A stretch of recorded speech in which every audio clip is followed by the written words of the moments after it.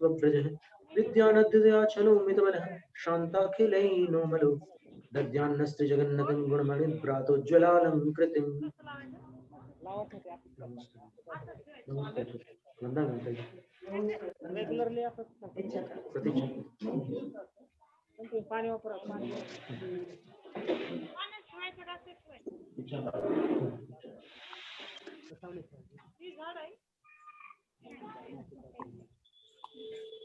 आठवें अधिकार के 18 श्लोक अपन पढ़ चुके थे। 19वां है। 16 प्रकार के जो उद्गम दोष उनका वर्णन है। उद्दिष्टाध्यवधिपूति मिश्राणि स्थापितं बलिः प्राभृतं च प्राभिकृतं क्रीत प्रामृश्य संज्ञकौ परिवृत्तश्चाभिहितम्। श्लोक नंबर 19। अब ये 20वां है।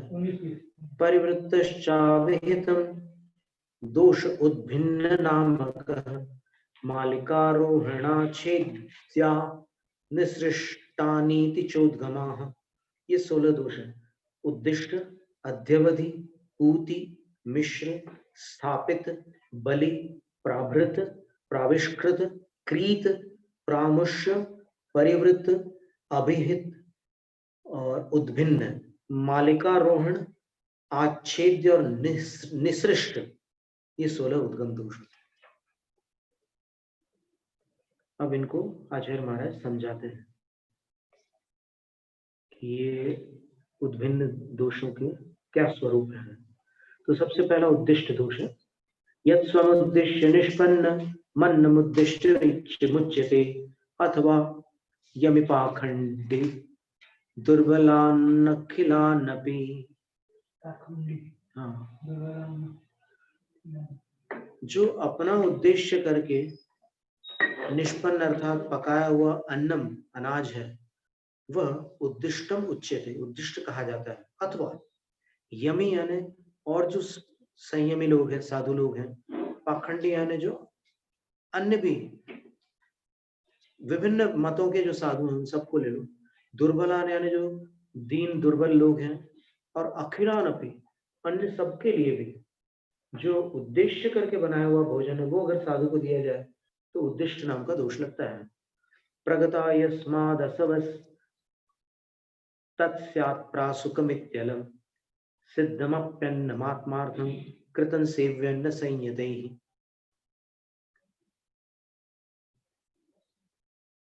तो आचार्य कह रहे हैं कि यस्माद् असवः प्रगता, जिस वस्तु में से असवः यानी प्राणी निकल चुके हैं, अर्थात वो निष्प्राण है, अचित्त है, प्रासुक है, तत्स्यात् प्रासुकमित्यलं, वह बिल्कुल वही प्रासुक कहलाता है। इसलिए अलम सिद्धम अपि अन्नम, बहुत अच्छी तरह से प्रासुक सीजा हुआ अनाज भी आत्मार्थम कृतम, अपने लिए यदि रचा गया है, अपने लिए पकाया गया है, तो संयते ही न सेव्यम, संयतों के द्वारा सेवन के योग्य नहीं हो जाता, नहीं हो पाता।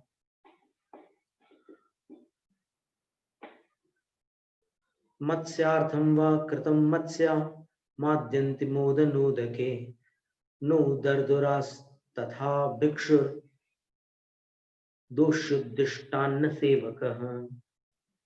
मछलियों के लिए जो मदनोदक नशीला जो भोजन है या नशीला जो उदक यानी पानी है, वह मछलियों को ही मदमत्त करता है, उससे मेंढकों को कोई फर्क नहीं पड़ता। उसी प्रकार उद्दिष्ट भोजन जब गृहस्थ करते हैं तो गृहस्थ को कोई दोष नहीं लगता, लेकिन साधु अगर उद्दिष्ट भोजन करते हैं तो उनको दोष लगता है। भिक्षुर दोषी उद्दिष्ट अन्न सेवक भिक्षुर दोषी भवति। ये बात कह रहे हैं कि कोई चीज आपने पानी में डाल दी, उससे मछलियों को नशा चढ़ रहा है तो मेंढकों को नहीं चढ़ेगा।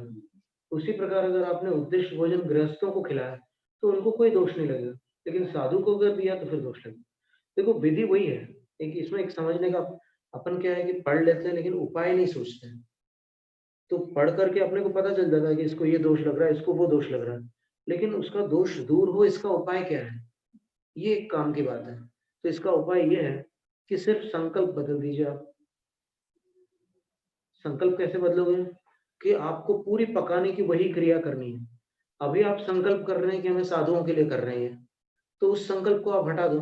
बोले कि हम ऐसा भोजन करेंगे जिसमें से हम साधुओं को देंगे, साधुओं को देने योग्य भोजन हम बना रहे हैं, हम करेंगे, हम हमारे लिए बना रहे हैं। अगर आप उनके संकल्प से बनाते हैं भोजन, तो फिर आप कैसे करोगे उसको? वो तो संकल्पित हो गया ना उनके लिए, वो गुरु के नाम का हो गया कि नहीं? और गुरु के नाम का भोजन अगर चेला कर ले या कोई और कर ले तो दूषित हो गया। जैसे देव द्रव्य है, तो देव के लिए निर्धारित जो द्रव्य है उसका अगर कोई विषय उपभोग में सेवन करता है तो फिर वो दुर्गति का पात्र होता है, ऐसा है। फिर अध्यवधि नाम का एक दोष, ये पहला दोष हो गया उद्दिष्ट दोष। अब इसमें उद्दिष्ट का मतलब ये नहीं है कि साधु का कृत कार्य अनुमोदन, कोई भी उसमें भाव नहीं है, और गृहस्थ जो कर रहा है साधु के संकल्प से उसमें साधु को दोष नहीं लगेगा, ऐसा नहीं है।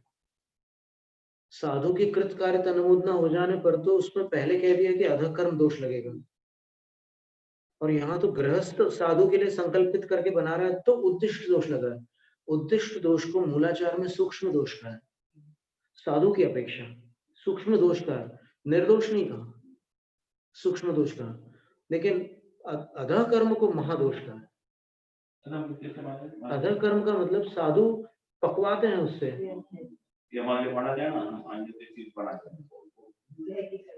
वो सारा मतलब कृत कार्य अनुमोदना में पूरे सम्मिलित हो जाता है। कौन करता है?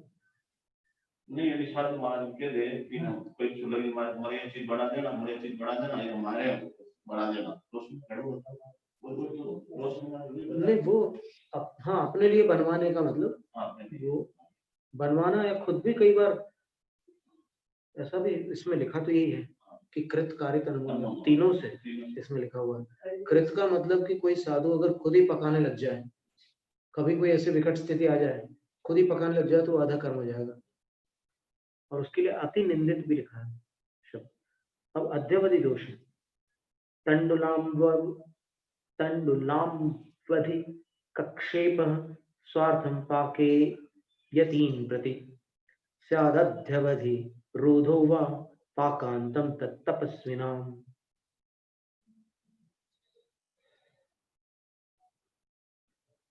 अब तंडुलाम्वधि कक्षेपः, तंडुल अथवा अंबु इनका अधिक्षेपण कर देना पात्र, पाक पात्र में। क्यों?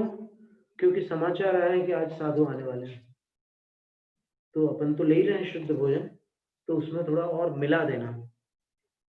तो यतीन प्रति, यतियों के प्रति उनको लक्ष्य करके और मिला देना, वो अध्यवधि नाम का दोष होता है।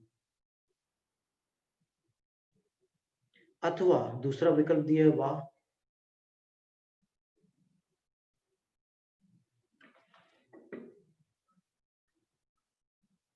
कि अध्यवधि रोधो वा, वहां कुछ आप तैयार कर रहे हो और फिर आप साधु को रोक करके रखते हो, रुको महाराज आ रहे हैं, अभी अभी दे रहे हैं आपको। अगर रोक कर रखते हो आप और वहां अंदर कुछ तैयार कर रहे हो आप, तो भी वो अध्यवधि नाम का दोष, वो दोष साधु को लग रहा है क्योंकि वो रुक रहे हैं, उसके निमित्त से साधु रुक रहे हैं तो उनको अध्यवधि दोष लगेगा, ऐसा है। ऊति प्रासुक पात्रादि मिश्रम प्रासुकेन यत् मिश्र संगे हि पाखंडी यतिभ्यो यद्विधीयते। पूति और मिश्र दोष का वर्णन कर रहे हैं। पूति का मतलब क्या है? प्रासुक पात्रादिक, अप्रासुकेन मिश्रम, अप्रासुक से मिश्रित प्रासुक पात्रादिक जो होता है वो पूति दोष होता है। पूति का मतलब अपवित्र होता है। मल बीजम मल योनिम गलन मलन मलम पूति गंधि बीभत्सम, पूति का मतलब अपवित्र होता है। तो यहाँ पर साधु के लिए अपवित्र क्या है कि आपने कच्चे में पक्का मिला दिया, तो वो साधु के लिए शुद्ध नहीं रहा वो। तो ऐसा है। तो प्रासुक में अप्रासुक मिला देना, वो पूति दोष है।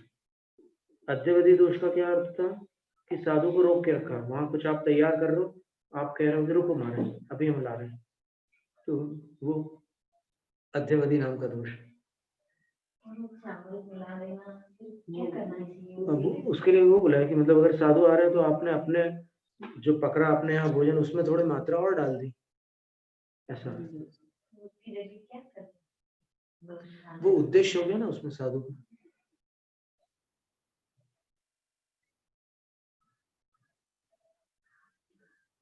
उसकी जगह हमेशा ही कुछ अतिरिक्त बना के ही रखा जाता है हमेशा। अतिथि संवेदन में ऐसे ही है कि थोड़ा एक्स्ट्रा बना के रखते हैं हमेशा। फिर जो बचता है वो अगर साधु नहीं आए हैं तो फिर वो अपने और किसी सधर्मा बंधु को दे देते हैं, या फिर और कई प्रकार के लोग हैं जिनको दिया जाता है। एक्स्ट्रा तो किया है महाराज जी, पर इसमें ऐसा है कि कोई और आने की खबर आई है तब मिला है और साधु, और यदि साधु है उसका तो किया है। तो फिर आपने बोला ना हमेशा संकल्प से ही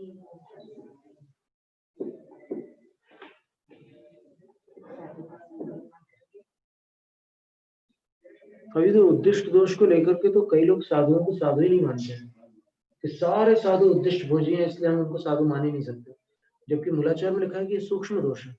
उद्दिष्ट दोष से साधुत्व का क्षय नहीं होता। साधु को सूक्ष्म दोष लगता है लेकिन साधुत्व का नाश नहीं होता है। वो साधु साधु ही रहते हैं, तो उनको आप असाधु नहीं मान सकते। आपने शास्त्र नहीं पढ़े हैं, नहीं, वो तो फिर शुद्धिकरण करना उनका ऐसा पूर्ति शरण हो पूरी साधु दुनिया ऐसा नहीं है। तो उपदेश देना कहता है उपदेश हम सबको दे देंगे, ऐसा सब करना वैसा करो, हम क्या है तुम कह रहे हो आप जैसा हम कह रहे हो वैसा बनाओ, फिर वो दोष नहीं लगेगा। नहीं हम समझे नहीं क्या कह रहे हैं। आपने इनको चौका लगाना नहीं आता, इस गांव में गए वो चौके लगाने किसी पता नहीं साधु को हाथ कैसे थे, आपने उपदेश दे दिया ऐसा ऐसा बना ऐसे तो उन्होंने बनाया, फिर आपको खिलाया, क्या दोष नहीं लगेगा? लगेगा। उपदेश देना बेकार हो जाएगा। नहीं तो उपदेश जो है ना, अगर शास्त्र का वो प्रकरण चल रहा है तो आप बता सकते हो, और या फिर श्रावक पूछे कि शास्त्र में क्या लिखी हुई विधि, तो आप बता सकते हो पढ़ करके। आप अपनी ओर से अगर आपने जरा भी बताया तो फिर आपका संबंध उससे आगम में वही रहेगा, वही आगम की बात आपको बताना हो। तो भी ऐसा हुआ था एक बार, दो मुनि महाराज थे और फिर एक गांव में कोई नहीं जानता था आहार देने की विधि। तो फिर एक महाराज बोलते हैं कि महाराज आप बता दो इनको आहार की विधि, तो आप मेरी विधि बता दो मैं आपकी बता देता हूँ ऐसे। तो फिर उनने मना किया कि नहीं मैं नहीं बताऊंगा। बोली बताने से वही आरंभ करेंगे ना वो तो देखो अगर शाम को स्वाध्याय में बैठे हैं कोई और उनने ये चीज सुनी है तो ये तो शास्त्र में लिखी हुई बात है, सुनने में कोई किसी को दोष नहीं। लेकिन अपने आहार का समय हो रहा है और अपने को आहार मिल नहीं रहा है इसको बताए बिना, तो अभिप्राय समझने की बात है ना यहाँ पर। इसके बाद स्थापित दोष है। स्वगृहीण्य गृहे वा यत् स्थापितं पाक भाजनात् अन्यस्मिन् भाजनेनादि निक्षिप्य स्थापितं मतम्। अपने घर से अन्य घर में अथवा पाक भाजन से अन्यस्मिन् भाजने, पकाने वाला जो बर्तन है उसमें से किसी अन्य पात्र में आपने अन्न आदि का निक्षेप किया, यानी भोजन को निकाला, तो उसमें अष्टप्रहर में ही लिखा है कि आप अनाज वगैरह जो है ना वो केवल पाक भाजन से शोधन पात्र में निकाल सकते हैं। शोधन पात्र से अगर तीसरे पात्र में निकाला आपने तो वो मुनीनाम अयोग्यम भवति, मुनियों की योग्य नहीं रहेगा। यानी केवल दो पात्रों तक के अनाज का जाना साधु के ग्राह्य है। वो हम पढ़ के समझते हैं। और इसमें श्रावक को तकलीफ होती है तो होने दो, आप अपना नियम क्यों ढीला कर रहे हो? आपको आगामी भविष्य स्मरण आएगा कि मैंने देखो श्रावक के मुंह से मैंने अपना नियम ढीला किया और उसका फल मुझे भोगना पड़ रहा है। ये होगा। देखिए हम पढ़ के सुनाते हैं।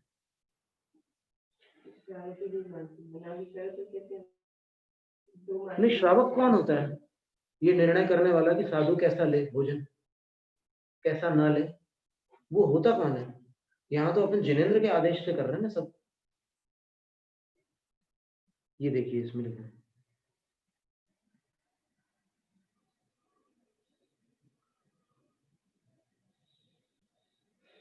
कोई श्रावक अपमान मत महसूस करना जो यहाँ सुन रहे होंगे श्रोता लोग। नहीं तो आज का समय ऐसा है ना कि एकदम फट से बच्चे लोग भी जरा सी बात में बुरा मान जाते हैं और फिर कुछ बड़े लोग भी मान जाते हैं। देखिए हम पढ़ के सुनाते हैं आपको।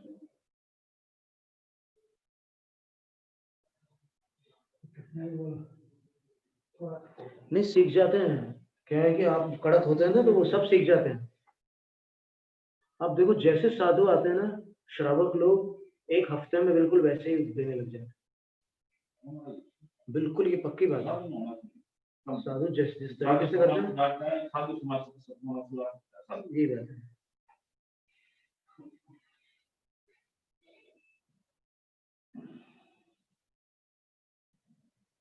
शादान दोष शुद्धम।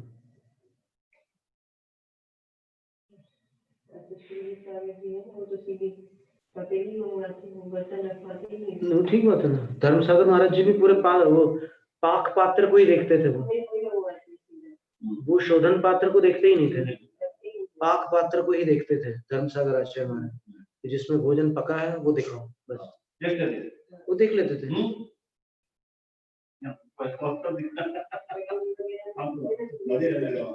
ज्यादा होता नहीं, ज्यादा समझ में आ जाता है।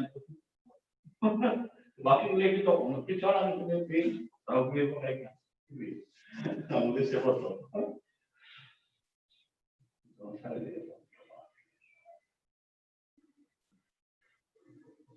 और ये जो बातें अपन पढ़ रहे हैं ना ये सब कोई असंभव कार्य नहीं है। असंभव कार्य तो वो है कि आप दिन भर वहां धूप में चट्टान पर खड़े हो जाओ, जहां आप अगर एक बूंद पानी डालो ना तो 5 मिनट में पूरा साफ हो जाए। 5 मिनट तो लगेंगे भी नहीं, 2 मिनट में पूरा उड़ जाए। वहां दिन भर खड़े रहना वो सारे काम अभी आज असंभव है, लगभग असंभव है। तो भी कुछ साधुओं ने तो वो काम भी किए हैं।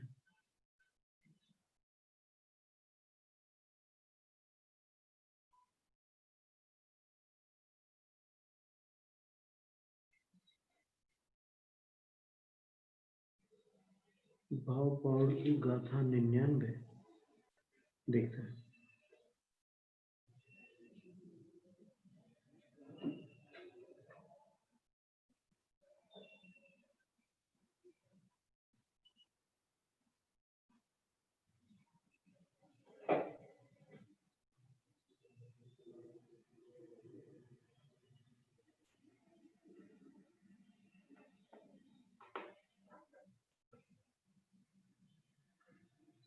देखो अब आचार्य हम पढ़ के सुना रहे हैं ना।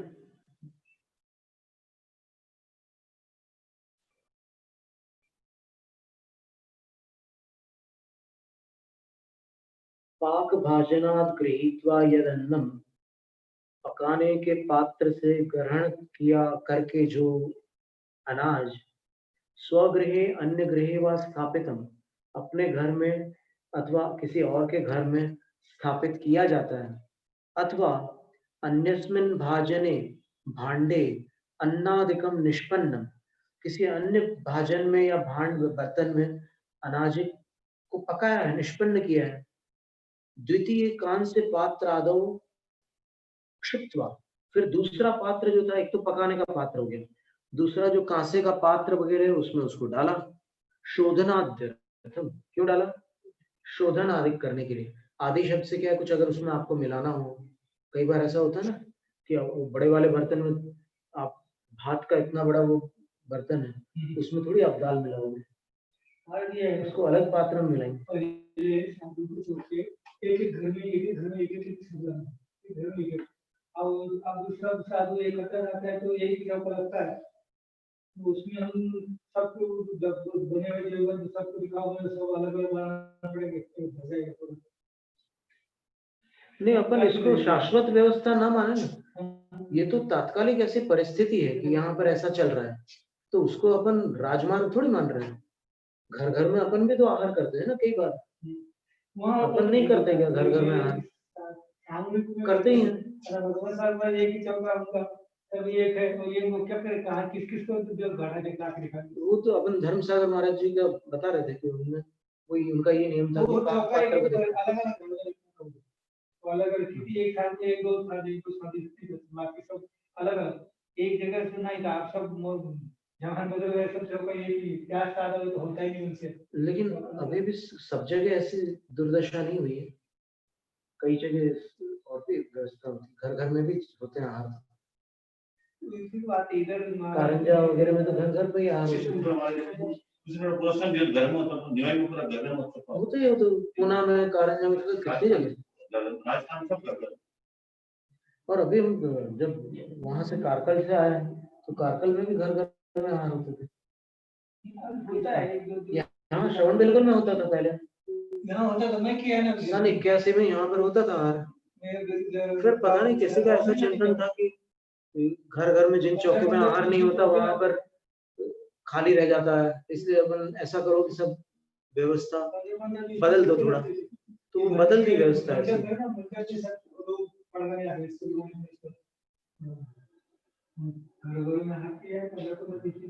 ये गुंडा बस्ती है ना उस लाइन में सब चौकी ये वाक्य पूर्ण करते हैं महाराज जी।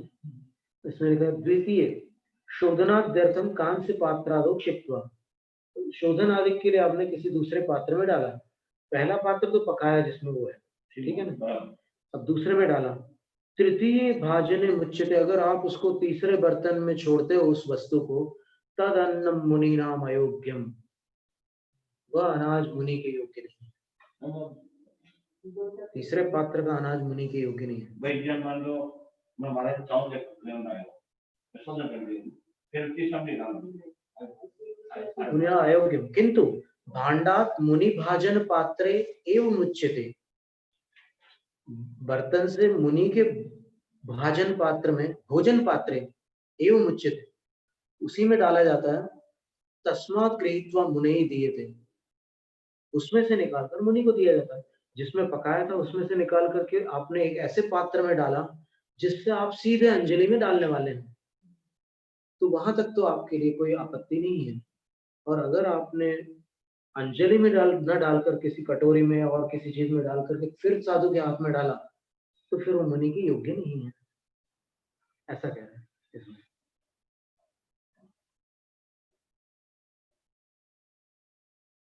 ये स्थापित नाम का दोष है। फिर बलि नाम का दोष है। यक्षादेर बलिदानाव शिष्टाहारो बलिर्मतः संयतागमनार्थम वा कर्णम बलिकर्मणः। बलि बलि दोष के दो अर्थ होते हैं।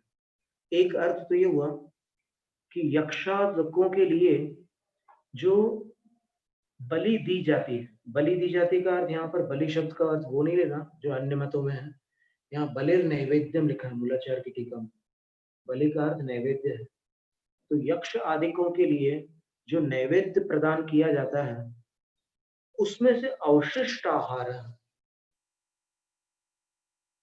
उस नैवेद्य में से बचा हुआ जो नैवेद्य है बलिर मतलब वो बलि मानी गई है, और वो साधु को देने से बलि नाम का दोष लगता है। उसमें से देव को साधु देना था, साधु को पहला साधु को भी दे दिया और बाद में बलि दिया तो भी दोषी, दोनों भी है इसमें। आगे लिखा है उसमें नहीं, इसमें तो जो श्लोक में लिखा है उसका अर्थ तो ये है, यक्षादेर बलिदानावशिष्टाहार, ऐसा लिखा हुआ है। यक्षादिकों की बलि के दान में से जो बचा हुआ आहार है उसको बलि माना गया है। साधु के आहार में से जो बच गया है उसको कुछ नहीं माना गया है, उसको यहाँ थोड़ी कहा गया है। ये पंडित जी ने लिख दिया होगा, माता जी ने लिखा होगा। जो आहार यक्ष की पूजा के लिए बना हो उसमें शेष बचे हुए भोजन को साधु को देना बलि दोष है। अथवा आज हमारे घर पर साधु का आहार होगा तो मैं यक्ष की पूजा करूंगा आदि कर आज देना तो भी बलि दोष है। ये तो बताइए ना, दूसरा अर्थ तो यही था उत्तरार्ध में, संयतागमनार्थम वा बलि कर्मणः करणम, संयतों के आगमन के उद्देश्य से कि मेरे चौके में अमुक साधु आ जाए, इस भावना से आप यक्ष आदि के लिए बलि कर्म करते हैं तो भी जो साधु ने आहार लिया आपके घर में, अब उसमें कोई नैवेद्य वगैरह का कोई विकल्प नहीं, बस आपने ये संकल्प करके, मतलब यक्षों से आपने बलि नैवेद्य चढ़ाकर निवेदन किया कि कोई ऐसा चमत्कार करो कि साधु मेरे घर आ जाए, और साधु आ जाते हैं आपके घर। तो वो जो आहार आप साधु को दे रहे हैं वो भी इस दोष से संबंध रखता है, बलि नाम का दोष उसमें भी लगता है। कैसे जानकारी होती है मैंने ऐसे संकल्प करके किया? वो कुछ अगरबत्ती या कुछ इस टाइप की सामग्री अगर दिख गई आंखों से चौके में प्रवेश करते समय, वो अलग से दिख जाएगा, उनके कोई चीज दिख जाएगी तब, क्योंकि ऐसे तो पता नहीं चलेगा। तो ये मूलाचार की 431 क्रमांक गाथा में भी ये बात आई है, जक्षय नागादीनम बलिशेषंस बलित्तिपन्नतम संजद आगमनट्ठम बलिकम वम्वा बलिम जाने। मूलाचार ग्रंथ की 431 नंबर गाथा है। तो उसमें यक्ष आदिकों के लिए, उसमें जक्षय नागादीनम लिखा है, यक्ष और नाग कुमार आदिकों के लिए जो आपने कोई नैवेद्य चढ़ाया है और उस नैवेद्य में से बचे, जो आपने बनाया था उनके चढ़ाने के लिए, और उसमें से जो बचा हुआ है आपके घर में, वो अगर आप साधु को आहार में देते हैं तो बलि नाम का दोष लगता है। एक अर्थ ये हुआ। दूसरा अर्थ ये हुआ कि आपने यक्ष आदि को चमत्कार करके साधु अपने चौके में आए, इसलिए नैवेद्य चढ़ाया है, और साधु आपके घर में आहार ले रहे हैं तो भी बलि दोष लग रहा है। पर इसमें क्या है कि एक बात सामने आ रही है कि मुनियों के 46 दोषों में ये दोष जो है ना, ये सिर्फ भरत क्षेत्र संबंधी नहीं है, ये ऐरावत क्षेत्र और विदेह क्षेत्र में भी होता है। ये 46 दोषों से रहित आहार क्या सिर्फ भरत क्षेत्र के साधु लेते हैं क्या? ऐरावत क्षेत्र में भी लेते हैं और फिर वहां विदेह क्षेत्र में भी लेते हैं। तो 170 कर्म भूमियों में अभी वर्तमान में 46 दोषों से रहित आहार साधुओं को लेने का निर्देश, ठीक है ना? तो फिर इसमें ये जो दोष है, बलि दोष, ये विदेह क्षेत्र में भी होता है। तो इसका अर्थ ये हुआ कि विदेह क्षेत्र में भी जहां पर द्रव्य मिथ्यात्व तो बिल्कुल नहीं है, 363 मत है ही नहीं, एक जिनमत है, शुद्ध जिनमत, लेकिन वहां भी यक्ष और नाग कुमारों के लिए नैवेद्य चढ़ता है और उसमें से बचा हुआ अगर साधु को दिया जाता है तो फिर वो दोष लगता है। तो यक्ष और नाग कुमारों को नैवेद्य क्यों चढ़ाते होंगे वहां के श्रावक? सोचने की बात है ना। जो लोग कहते हैं कि यक्ष और नाग कुमार आदि को कुछ भी चढ़ाना मिथ्यात्व है, उनके लिए ये चुनौतीपूर्ण प्रश्न है कि इसका उत्तर देवो कि विदेह क्षेत्र में क्या है। भरत क्षेत्र में ठीक है, आपके अनुसार सब कुछ बिगड़ चुका है, चलो ठीक है ना, पूरा बर्बाद हो गया जैन धर्म भरत क्षेत्र में आपके अनुसार। जो लोग ज्यादा चिंतन करने वाले हैं ना, होशियार लोग, ठीक है, तो उनसे सवाल ये है कि विदेह क्षेत्र में भी 46 दोषों से रहित आहार करते हैं कि नहीं साधु? इसी ऐष्णा समिति का पालन करते हैं कि नहीं? यही भिक्षा शुद्धि होती है कि नहीं? तो यदि ये भिक्षा शुद्धि वहां भी है तो फिर ये बलि दोष क्या है बताओ आप? बलि दोष का अर्थ स्पष्ट लिखा है, यक्षादेर, और मूलाचार में लिखा है जक्षय नागादीनम। यहाँ अकेला यक्ष लिखा, आदि लिखा, वहां पर यक्ष नाग कुमार आदि लिख दिया। तो आदि में तो बहुत सारे आ रहे हैं, लेकिन यक्ष और नाग कुमार तो आ ही रहे हैं। तो उनके लिए नैवेद्य चढ़ता है कि नहीं, ये सिद्ध हुआ कि चढ़ता है। तो फिर वो मिथ्यात्व कैसे हुआ? मिथ्यात्व का संबंध हमेशा अभिप्राय से होता है। उनको यदि कोई परमात्मा मान ले, उनको यदि कोई परमेष्ठी मान ले, तब मिथ्यात्व का दोष लगेगा, और उनको उनके योग्य अगर सम्मान देगा तो कोई दोष नहीं लगता। और उससे हमने शास्त्रों से 5 विभाग देखे थे। हमारी आधे घंटे चर्चा हुई थी आचार्य वर्धमान साहब महाराज श्री सर, उस दिन आप थे कि नहीं पता नहीं, लेकिन आधे घंटे की वो रिकॉर्डिंग है अभी अपने पास। सब साधुओं ने, जितने जितने साधुओं को प्रश्न पूछना था, उनने सबने हमसे प्रश्न पूछे कि ऐसा करने से, ऐसा करने से, ऐसा करने से क्या होगा। फिर हमने सबके उत्तर दिए थे। पूरे प्रमाण के साथ उत्तर दिए थे हमने। अब ये आज अपने सामने एकदम चुनौतीपूर्ण प्रश्न है। ये 46 दोष विदेश विदेश क्षेत्र में भी नहीं लगाते साधु, और फिर भी वहां पर ये नैवेद्य चढ़ता है यक्ष और नागकुमार आदि को। क्या मानकर चढ़ाते होंगे वो, ये सोचने की बात है ना। तो उसके 5 विभाग हैं। अब जिन क्षेत्रों में गृहीत मिथ्यात्व होता है वहां अग्रहित मिथ्यात्व होता है। विदेश क्षेत्र में गृहीत मिथ्यात्व नहीं हो सकता, क्योंकि जहां पर जिन शासन के अतिरिक्त कोई शासन नहीं है वहां पर तो गृहीत मिथ्यात्व का प्रश्न ही नहीं है। गृहीत मिथ्यात्व का अर्थ क्या है? 363 मत। तो 363 मत है ही नहीं जहां पर, वहां पर ये क्रिया हो रही है। तो फिर इस क्रिया को जो मिथ्यात्व क्रिया कह रहे हैं उनको अपने सम्यक्त्व की जांच करना आवश्यक है कि वो स्वयं सम्यक दृष्टि है कि नहीं। और ये इतने बड़े बड़े आचार्य जो कह रहे हैं गाथाओं में, वो गाथाएं उनको स्वीकार है कि नहीं है, या उनकी बुद्धि इन आचार्यों से भी अधिक है, ये विचारणीय है। यदि उनको लगता है कि मेरा विवेक इनसे ऊपर है तब तो ठीक है, उनने अपना परिचय दे ही दिया कि वो किस श्रेणी में है। लेकिन कभी भी जिनवाणी से अपन बड़े नहीं हो सकते। वर्मा सही बात बोलते हैं, जो जिनवाणी है वो सत्यवान है। जिनवाणी जिनेंद्र भगवान की वाणी, नमो अरिहंताणम में जिनवाणी आती है, एकदम क्योंकि उसमें से आप दिव्य ध्वनि प्रातिहार्य को अलग करके नमस्कार नहीं कर सकते। नमो अरिहंताणम में दिव्य ध्वनि को अलग करके करोगे क्या नमस्कार अरहंतों को? तो फिर जिनवाणी साधुओं से बड़ी हुई या छोटी हुई? 100% बड़ी हुई। धवला के मंगलाचरण में वीरसेन आचार्य महाराज कहते हैं, सुय देव, जय धवला में कह रहे हैं चौथी गाथा में, सुय देव अम्बाए नमो सया चक्कुमय्याय।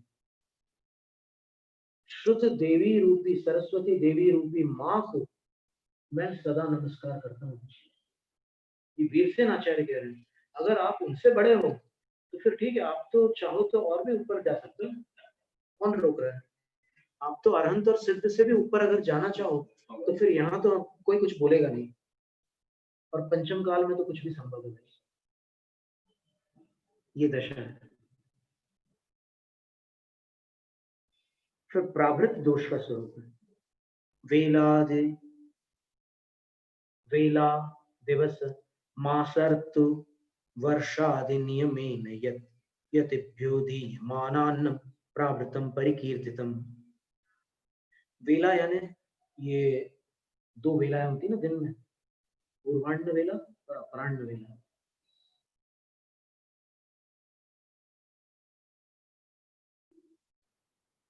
और दिवस का अर्थ होता है आज का दिन, कल का दिन, परसों का दिन, ये दिवस कहलाता है। मास का अर्थ होता है चैत्र मास, वैशाख मास, ज्येष्ठ मास आदि। ऋतु जो है 2 महीने के काल को ऋतु कहते हैं। उसके 2 प्रकार के विभाग बताएं कल्याणकारक ग्रंथ में। एक तो ऋतु ये है कि माघ पंचमी को वसंत पंचमी मान करके वहां से शुरू कर देते हैं वसंत ऋतु। लेकिन जो दूसरा है उसमें चैत्र वैशाख वसंत ऋतु, ज्येष्ठ आषाढ़ ग्रीष्म ऋतु, श्रावण भाद्रपद वर्षा ऋतु, आश्विन कार्तिक शरद ऋतु, मार्गशीर्ष पौष हेमंत ऋतु, और माघ फाल्गुन शिशिर ऋतु। अभी हेमंत सुना। हेमंत यानी इसमें हिम जिसके अंत में होता है, बर्फ गिरती है इस ऋतु में, विशेष रूप से बर्फ गिरती है इस ऋतु में 2 महीने तक, तो ये हेमंत ऋतु है। तो ऐसी 6 ऋतुएं होती है। फिर वर्ष आदिक के नियम से जो यतियों के लिए दिया जाने वाला अनाज है वो प्रावृत कहा जाता है, और इसका उल्लंघन करना प्रावृत दोष हो जाता है। पाहुड़ दोष बोलते हैं इसको प्राकृत में। समय का परिवर्तन। यानी आज का भोजन अगर आप कल दे रहे हैं, या फिर एक ऋतु का भोजन आप दूसरी ऋतु में दे रहे हैं, एक माह का भोजन किसी अन्य माँ हमें दे रहे हैं, तो वह प्रावृत दोष से दूषित आहार होता है।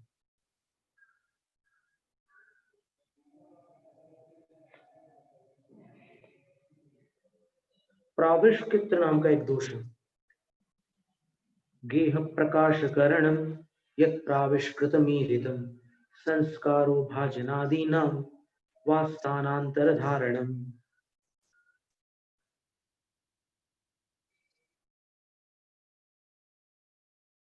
घर को प्रकाशित करना प्राविष्कार नाम का दोष है। यानी चौके में उजाला कम है तो आपने थोड़ा सा प्रकाश कर दिया, अतिरिक्त मतलब जो प्राकृतिक प्रकाश है उससे हटकर आपने कोई प्रकाश किया, तो वह प्राविष्कृत नाम का दोष है। अथवा बर्तन आदि को आपने चमका दिया, संस्कारों भाजन आदि नाम, उसको चमका दिया, एकदम मांझ कर एकदम साफ सुथरा कर लिया और स्थानांतर धारण, और रसोई से ला करके आपने सामने रख दिया, बाहर निकाल दिया, स्थानांतरित कर दिया, तो फिर वो भी प्राविष्कार नाम का दोष है। तो इसमें देखिए कुछ साधुओं का ऐसा अभिमत है कि जो चौके में पूजा की थाली होती है उसमें दीपक जलाने से भी ये दोष लगता है, ऐसा कुछ साधुओं का अभिमत है। पर अपन शास्त्र से पढ़ करके बताते हैं कि क्या वास्तविकता क्या है। कई साधुओं का कहना है कि अगर दीपक जलाएंगे तो प्राविष्कार दोष लगेगा, इसलिए दीपक जला हुआ नहीं होना चाहिए चौके में, थाली में, ऐसा कई साधु मानते हैं। लेकिन शास्त्र में देखिए क्या लिखा है, वो पढ़ के बता रहे हैं। क्या होता है कि साधु अपनी सरल बुद्धि से जो शास्त्र में उनको समझ में आया है उसको बड़ी श्रद्धा से स्वीकार करते हैं, उसको आचरण में भी लाते हैं। लेकिन हमारा निवेदन ये है कि क्या शास्त्र में वैसा कहा गया है जैसा आपको, आपके ज्ञान में जैसा आया है, क्या वैसा वास्तव में शास्त्र में है क्या, ये अपने को एक बार देख लेना है। और अगर वैसा नहीं है तो फिर आपको आग्रह करने की कोई आवश्यकता नहीं है कि नहीं हमारे गुरु के यहाँ ऐसे ही चलता था। फिर तो आपके गुरु बड़े हो गए आगम से ना, फिर अपन हाथ जोड़ते हैं उनके सामने जो कहते हैं कि नहीं हमारे गुरुओं के यहाँ ऐसा नहीं चलता, तो फिर अपन कुछ नहीं बोल सकते। हमारे संघ में ऐसा नहीं चलता तो फिर ठीक है भाई, आपके संघ में नहीं चलता। हम आचार्य वर्धमान सागर महाराज का नाम नहीं ले रहे, हम समस्त संघों के बारे में बोल रहे हैं कि अगर आप ये कहोगे शास्त्र देखने के बाद भी कि नहीं हमारे यहाँ ही नहीं चलता, तो फिर आपके यहाँ की परंपरा जैन परंपरा है आपके मत के अनुसार, और ये शास्त्र में जो लिखा है वो एक अलग चीज होगी। जो भी है आप जो मानो, हम कुछ उसके बारे में हम कोई टिप्पणी नहीं करना चाहते। लेकिन ये देखिए मूलाचार में क्या लिखा है, एक बार देखो, आचार्य महाराज शिष्य शुल्लक शिष्य आचार्य साधु, उनने शुल्लक दीक्षा में लाल कपड़े पहने क्या, बाद में उन्होंने शास्त्र में पढ़ा दोनों के हिसाब से लिखा, सफेद भी लिखा है लाल भी लिखा है, दोनों लिखा है, तो उन्होंने बदल कर दिया, सफेद दे दिया। उत्तर पुराण में लाल रंग लिखा है और पद्म पुराण में सफेद लिखा है, तो आचार्य महावीर कीर्ति महाराज जी ने अपनी परंपरा में सफेद कर दिए बस, और आचार्य शांति सागर महाराज जी के यहाँ से परिपाटी जो चली वहां पर लाल चलती है।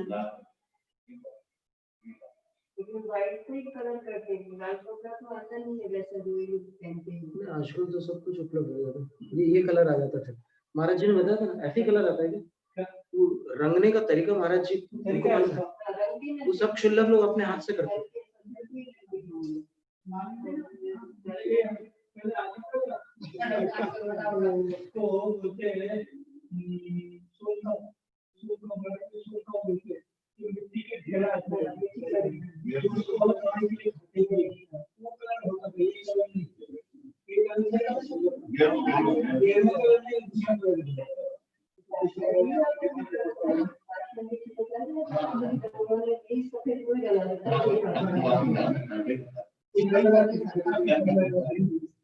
ये देखिए ये प्राविष्कार दोष का हम पढ़ के बता रहे हैं, इस पर पुनर्विचार कर सकते हैं, जिनको जो चाहे वो कर सकते हैं, हम सिर्फ निवेदन कर रहे हैं। पादुकारो दिव्य, दो प्रकार का प्राविष्कार दोष जो यहाँ लिखा था ना, एक तो बर्तन वाला और फिर एक दीपक वाला, ठीक है दो। तो इसमें दीपक का उपलक्षण लेना कोई भी ऐसा कृत्रिम प्रकाश होगा तो वो प्राविष्कार दोष में आएगा, ठीक है ना। लाइट का कोई भी कोई भी कृत्रिम प्रकाश होगा तो वो प्राविष्कार दोष में सही आएगा। बात। तो संकण पयासणाय बोधभो भायण भोयण दीनम मंडव विरलादियम कबसु। माता जी ने क्या लिखा है इसमें, संक्रमण और प्रकाशन ऐसे प्रादुष्कार के दो प्रकार जानना चाहिए, जो कि भाजन भोजन आदि का और मंडप का उद्योतन करना आदि होता है। प्रादुष्कार द्विविधो बोधव्य ज्ञातव्य। भाजन भोजनादीनाम संक्रमण एकः तथा भाजन भोजनादीनाम प्रकाशनम द्वितीय। अब प्रकाशन का अर्थ क्या लिखा है,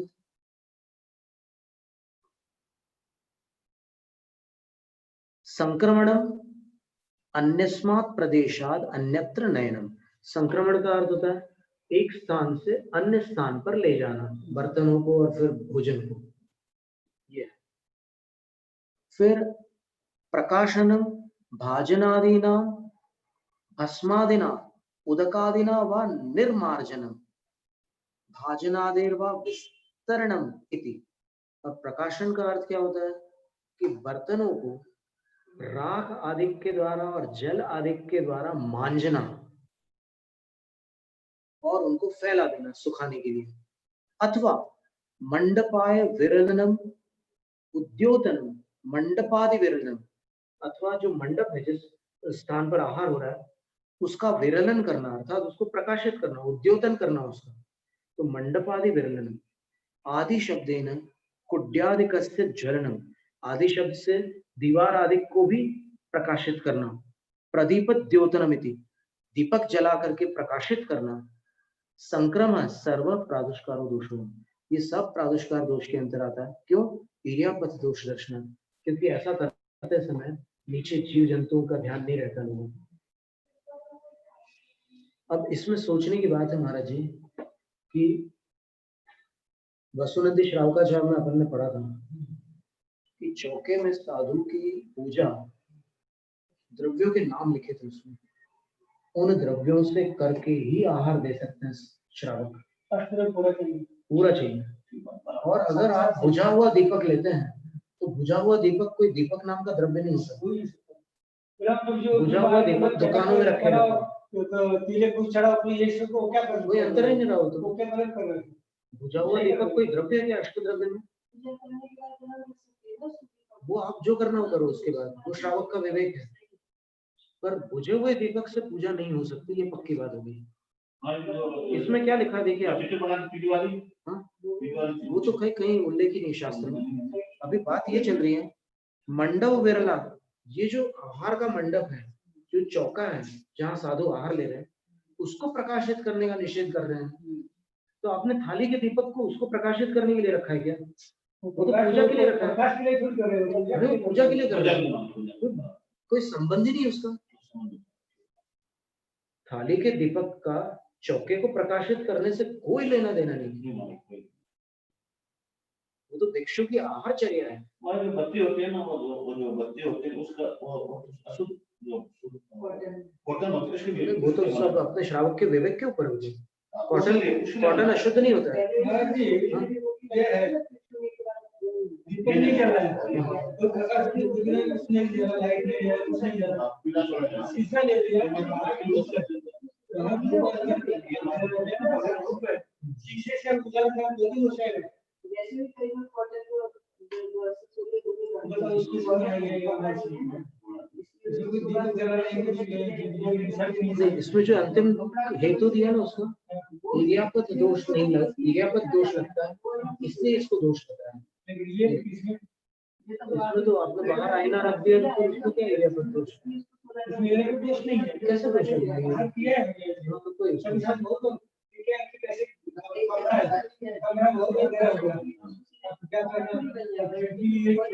जब बाहर मोटरसाइकिल खड़ी कर दी, बाहर मोटरसाइकिल खड़ी कर दी और उसके कांच का जो आईना है, उसका जो आईना है उसको ऐसे कर दिया चौके की तरह, धूप है ना बाहर, धूप अंदर आ जाएगी चौके में, धूप अंदर कर दिया धूप चौके में उजाला हो जाएगा। ऐसा अंदर के हाल नहीं है, उसका कोई बहुत बड़ी बात है, उसका कुछ हुआ। तो इसमें ये प्राविष्कार इसमें ये नहीं कह रहे, इसमें कृत्रिम प्रकाश करने की बात कर रहे नहीं हैं। है ये। लाइट जला के आगे कर सकते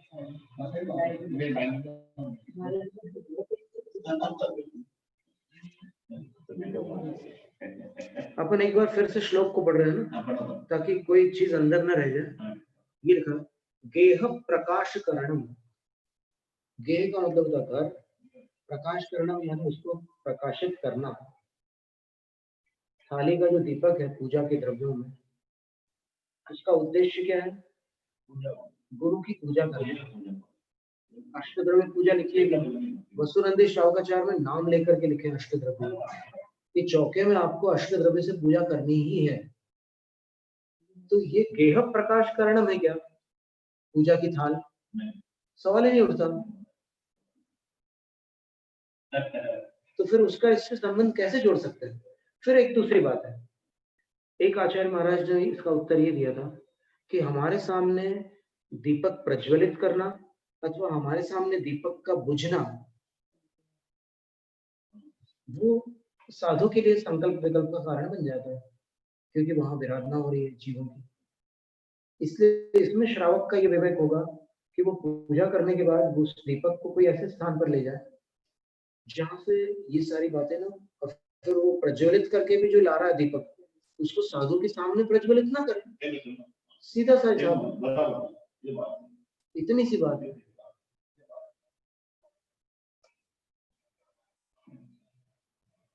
गेह प्रकाश करण खा एकदम स्पष्ट लिखा हुआ है कि घर को प्रकाशित करना दोष है।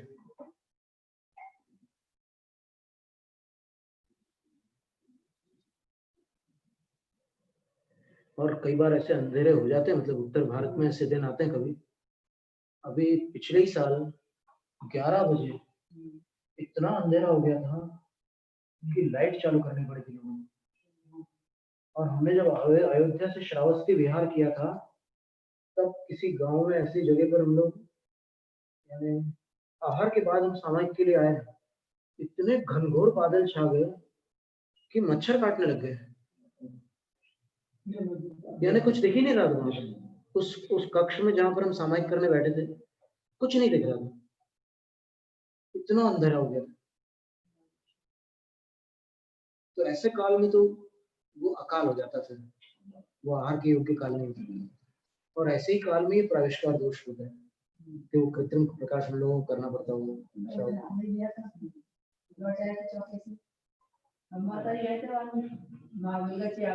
इतना पानी भरा था, क्या करने हो गया था, लौट आए। वो प्रत्याख्यान के अंतर्गत आता है कहीं कुछ में कि कैसे समय पर भोजन का प्रत्याख्यान करना।